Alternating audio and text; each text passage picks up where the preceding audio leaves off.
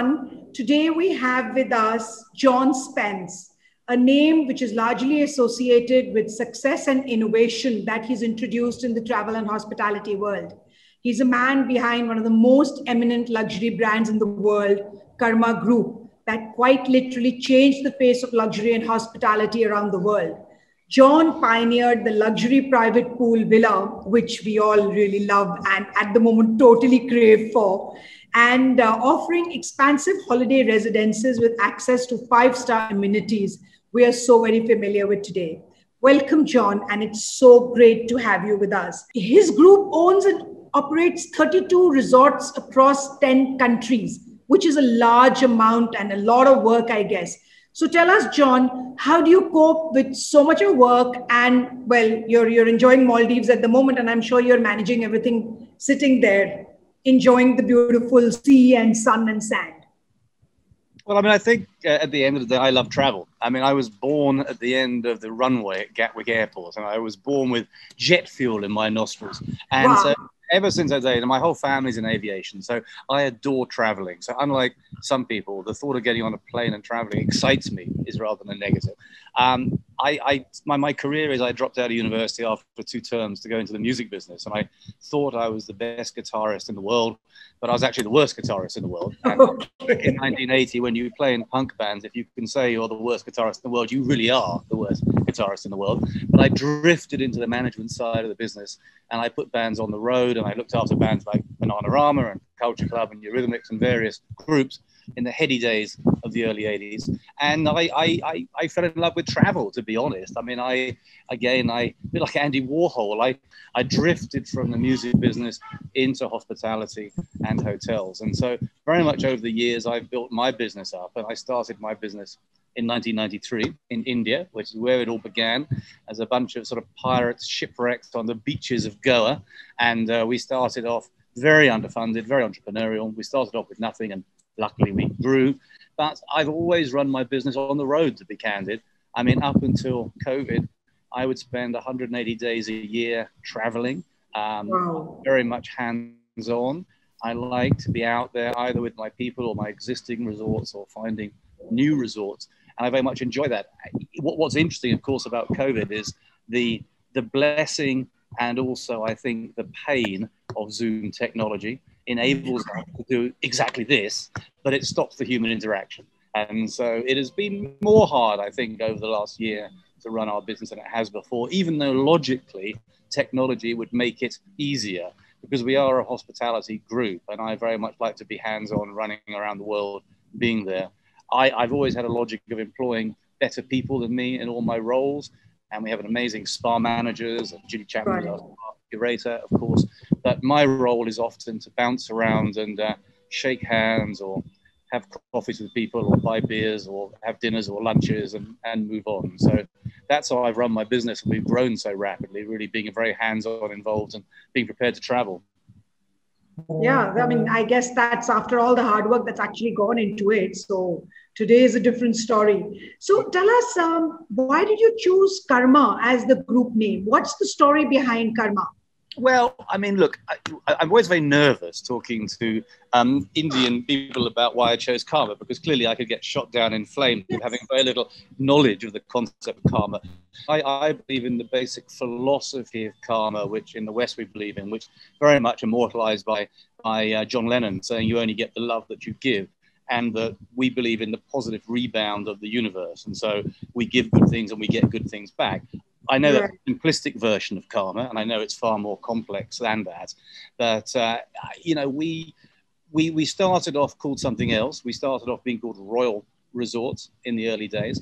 And it was a bit an epiphany moment, to be candid with you, that I was on the beach with my wife, actually. And I think we'd had a glass of wine to help stimulate the mind. And we thought, no, we wanted to have a much more Asian name. And so the word karma resonated in that we are trying to give good out to the universe and getting good back. It was a name which I think works for both the Asian and the European, the Western community, but is understood. To be candid with you right from the beginning. And it was, to be totally candid, not registered. And so it was a good name for what we were trying to do, which was develop in Asia, because Asia is our home and our heartland, trying to give good things and hopefully getting good things back from the universe.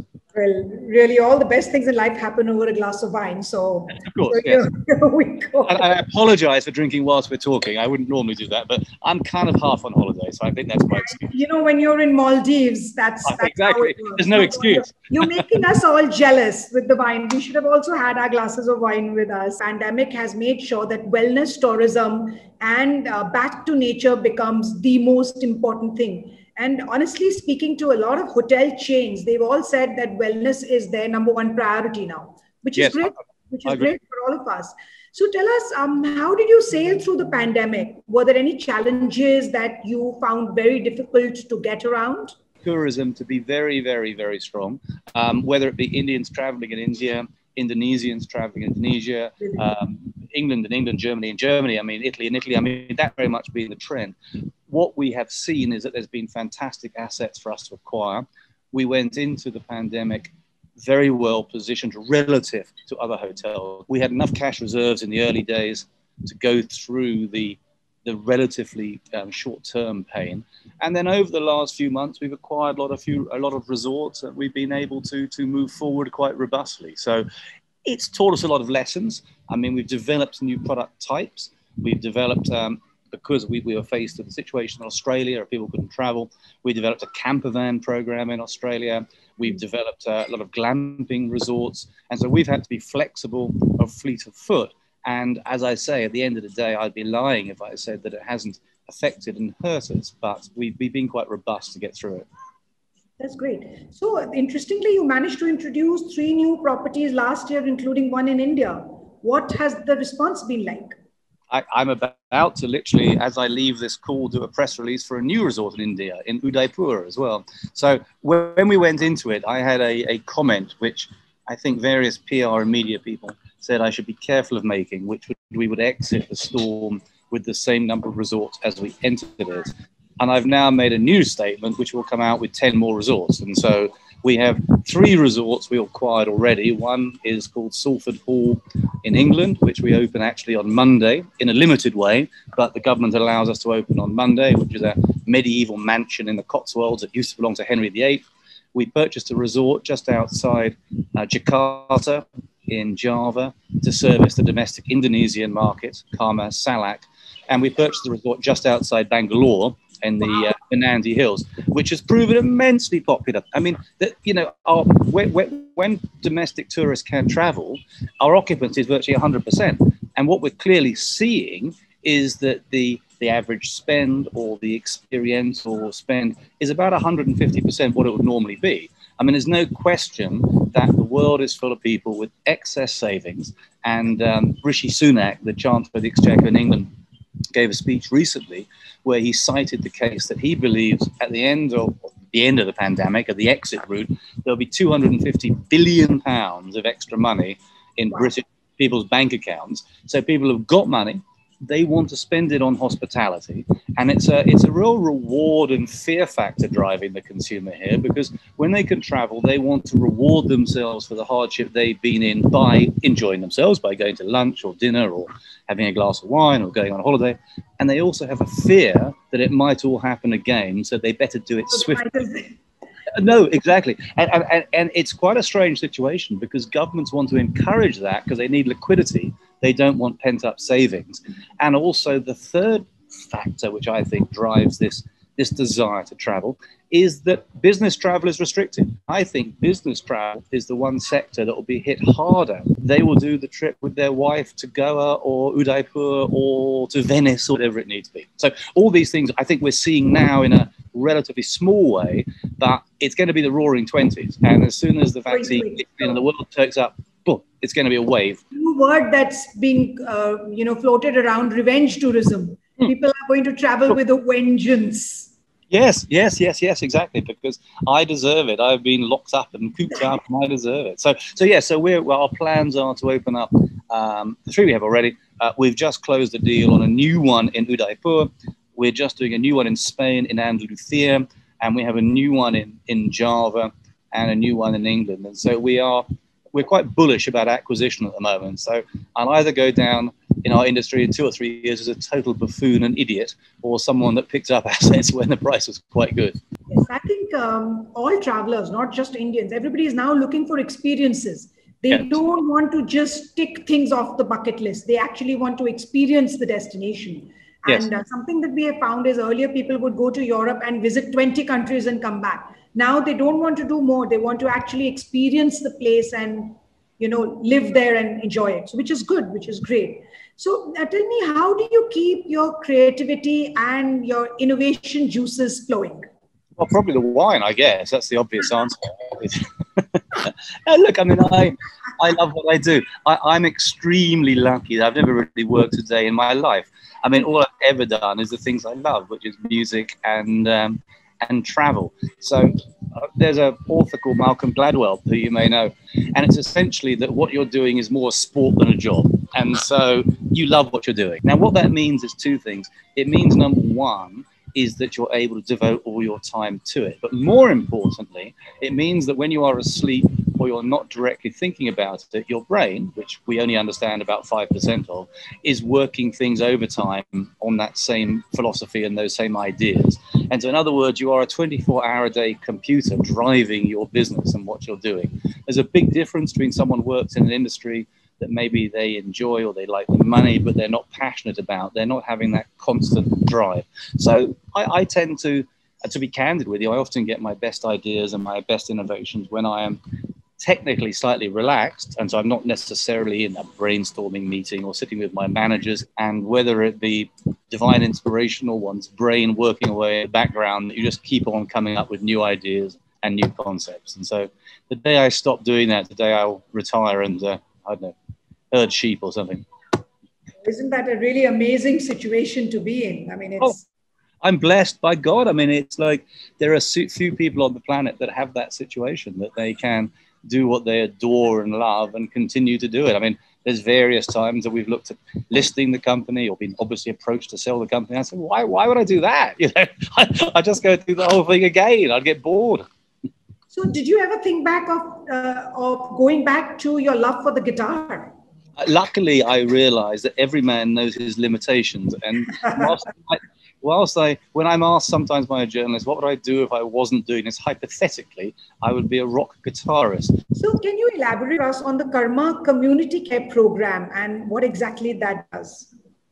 Yeah, I mean, this is quite a passion of mine. I mean, I believe very much in life that, you know, there but for the grace of God go I, when people are needy. And I sometimes find it shocking that more corporations or entrepreneurs don't spend more time investing not only money but time into good causes, because clearly the world and clearly India and Asia, maybe more so than the West, has a lot of problems with poverty and deprivation and all sorts of things. We have been immensely fortunate, and a lot of it is due to India and Asia. So we, over the years, have invested very heavily into various charitable or philanthropic causes, which we put under this umbrella.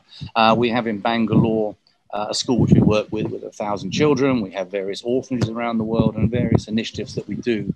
So it's something that's quite personal to me, and I believe, I mean, whether it be simplistic, that if you give good things to the universe, you get good things back, whether it be from a moral basis, an ethical basis, it's something we do. We bring the children from Bangalore, and for many of them, it's their first time ever they would have seen the sea, and we bring them to the resort and we give them an amazing holiday. Obviously, we pay for everything, but more important than paying for it, what is interesting is we give a lot of the members of staff the week off, and we invite our owners to volunteer and to come and work there, and we're oversubscribed, and it's just amazing. So clients are spending their holiday coming and working with the children and entertaining or giving them food, and it's just a joyous event. And so unashamedly, here we are, we think, helping these children, but also unashamedly being commercial, because these clients love us and probably will buy more memberships and recommend people and carry on. So that again is an example of a sort of commercial karma, a symbiotic relationship, that if you are prepared to help,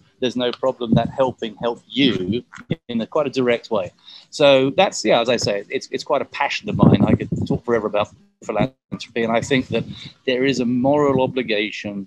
I personally, and it's not something to talk about too directly, but when you see these mega wealthy people and you see how little they do, that kind of really almost upsets me. Well, that's really awesome. I mean, it must be so motivating and such good satisfaction to see the smile on their face when you do things for them.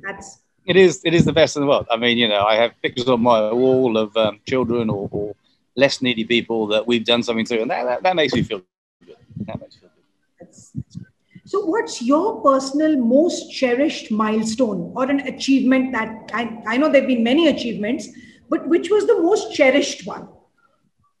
Well, I think there's three. And I'd say probably in order of preference, it was winning the Entrepreneur of the Year, which was about 10 years ago, which was very important to me because we were against a lot bigger companies and it was unexpected. And that also helped us a lot from credibility point of view.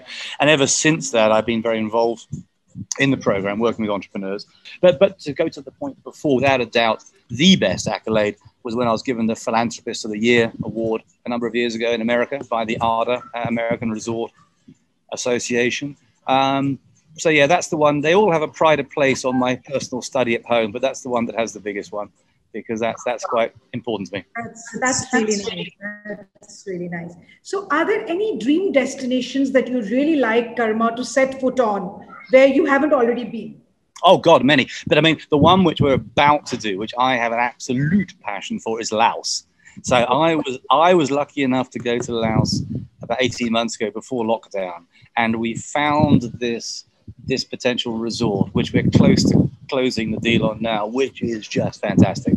It is in Luang Prabang. It's on the Mekong River. It almost looks like a scene from Apocalypse Now. You've got the river going down, and you've got all the jungle stuff around it. And the story on it is amazing. It was a local guy that managed to be quite successful by essentially running the airport baggage handling. And he was always passionate about elephants. And so he bought orphan elephants that were from the local logging camps. And he started this elephant sanctuary by the river. And then he started a little hotel with it. And, you know, it hasn't done well. Obviously, he doesn't really understand the hotel business. So we're going to buy the asset. And part of the deal was that we obviously will keep the elephants forever.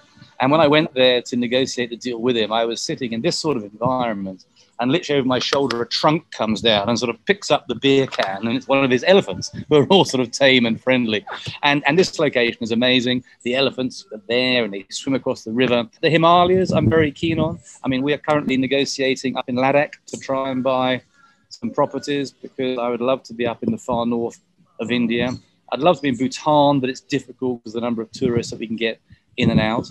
And I'm very keen on doing more in South America. I mean, we've got a good foothold now in Asia and India. Europe is growing rapidly with nothing in South America. So one of my passions in the next couple of years is to spend more time down there and see what we can get going there. So a number of years ago, a journalist asked me a question, which I always remember. And it's a very intuitive question. We were talking about why we have resorts in so many places, because that's sometimes counterintuitive. Developers often like lots of rooms in one place and they like to monetize locally. And so she said, why do you think it is? And I said, I don't know, I just like travel. She said, well, what were your hobbies as a child? And I said, why? I used to be a stamp collector. She said, that's it. You're collecting stamps. You're collecting resorts. And it's actually really resonated. I quite like the idea of what we call it flags in the sand, of having resorts in as many different places as I can. Wow, that's you have a long list of things that you still have to do, it looks. Oh God, yeah, I've got years to go. I mean, I turned 60 3 weeks ago, and I said I'm now middle-aged. I've got my second half of my life to look forward to do great things. So another 6 years to go. Oh yes, of course, of course.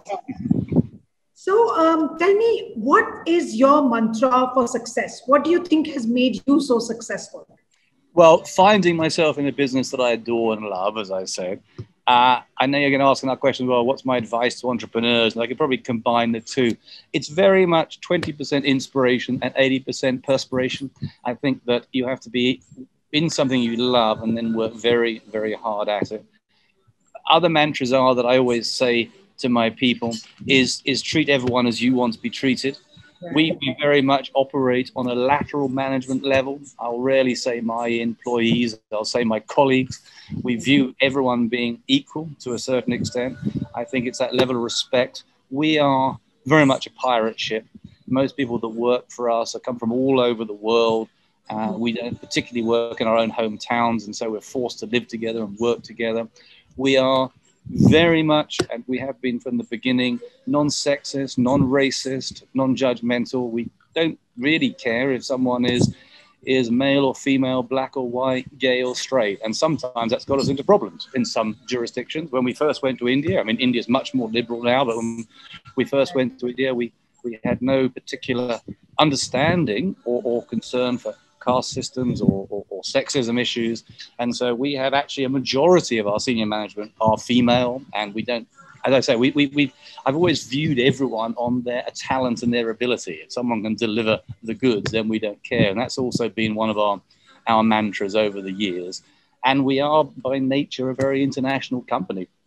We've been successful by essentially going somewhere, whether it be a country or a city, bringing in the expertise and the knowledge, leaving it with local people that we train up and moving on. When we started off back in the early 90s, we opened up 80 offices around the world over 4 years. And I literally lived on the road totally. And we were like Jesuit missionaries. We would go into Dubai or Abu Dhabi, or we go into Bahrain, or we go into Hong Kong, and we'd employ local people, we'd train them what to do, and then we'd move on. So I think there's an element of that, which egalitarianism, I guess, which helps. And also, I think the main thing is to have fun. I mean, I think if I stop having fun or my people stop having fun, then that way madness lies. You have to enjoy what you're doing. That's actually the most important thing. Like you said, it looks like you haven't worked a day in your life.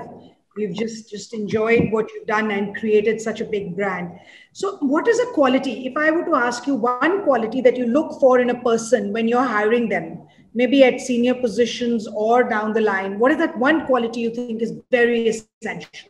A lack of arrogance, an amount of skill, but a lack of arrogance, flexibility, the ability to make quick decisions, and the understanding of it's good to be wrong. So when I teach at Yale, we have this discussion. If you are a business student at Yale, you are beaten to death that being wrong is bad.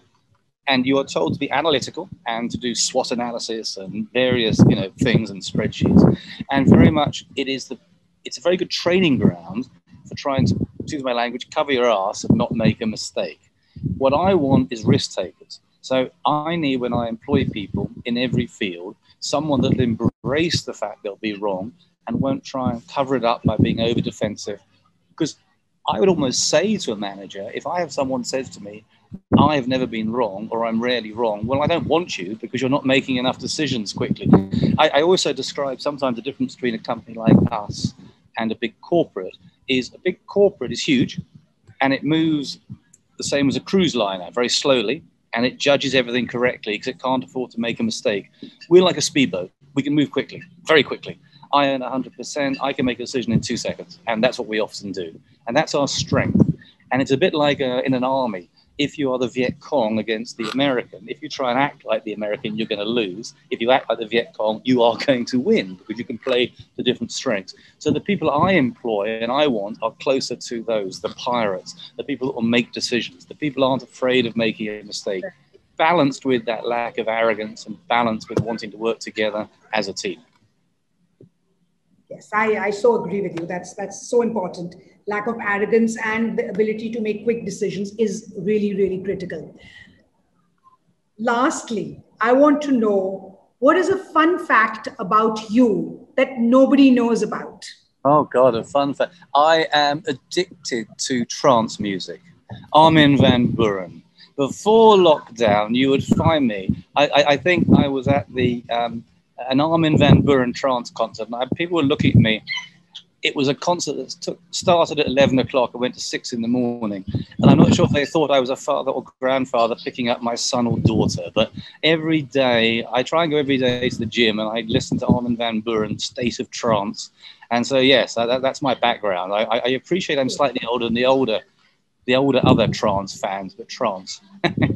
Oh, nice. That's good. I guess that's what keeps you young at heart and looking. I tell you another funny story. I don't know if you know Armin van Buuren or State of Trance. It's a team, and I a number of years ago entered into a marathon called the Marathon de Médoc, and the Marathon de Médoc is a real marathon in Bordeaux where you run 26 miles, and every mile there's a wine tasting stop, or there's 20 wine tastings, and I'd never run a marathon in my life before, and I read about it And it said the hardest thing about this marathon is drinking 20 glasses of red wine in 30-degree sunshine. And I said, well, I do that every day. So that's the hardest part. The running must be really easy.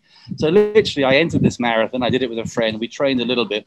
And I somehow, and I still don't understand it, got round, they call it Service for Dreamers, where they have someone go on and talk about something that's inspired them with trance. And they're usually 20-year-olds or 25-year-olds. And I sent my story in, so I did the Service for Dreamers. I hear this 57-year-old there saying, all I did in my training and when I ran it is play trance at ear-splitting level. And it was a combination of wine and Armin van Buuren got me around the only marathon I'll do in my life. So I think it must have been an amusing time, but yes. So this just one last question is that I know you have an interest in wineries.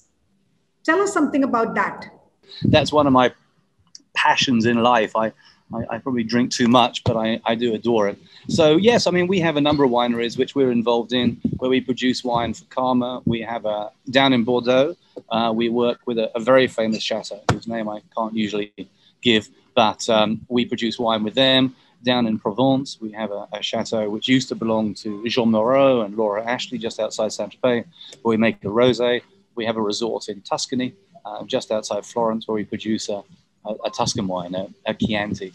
We're just producing a new wine in Beaujolais and from Cherished, and we actually make a wine in England, which is a sparkling wine, which comes actually from 5 miles from where I was born. Excuse me. So yeah, so wine is great, and it's kind of, to be candid, it's more brand building and it's more fun. And we involve the owners. So for instance, our property, our wine that we make down in Bordeaux, every year we invite some of the owners to come down and do the blend and give their opinions, and we send it out to them. We made our own gin recently, and we created a gin recipe which has the botanicals from 13 of our resorts around the world. And so we invited people. So for instance, the lime and the lemon, I should say, came from Tuscany. We have some herbs in the botanical that came from Bali. We had a special herb that comes from Margaret River down in Australia, where we have a property. And we created this unique botanical blend for our gin. So we make a great olive oil, which has won olive oil awards. Honey we make. We kind of like these toys. It's partly, to be honest, we don't commercialize it. It's partly as a gift to give to our owners, and I quite like it. I love it. That's the sort of thing I enjoy, getting involved in those things. I'm a kid at heart, you see. I like all these little bits and pieces. Nasik, something is happening in Nasik. Some wine. No, I mean, I looked at it a number of years ago. I would like to get involved in the Indian wine scene. I think it's going to go berserk. I think wine is going to go through the roof. The thing that put me off getting involved in Nasik was I couldn't find somewhere very attractive. It was more factory-driven wine production.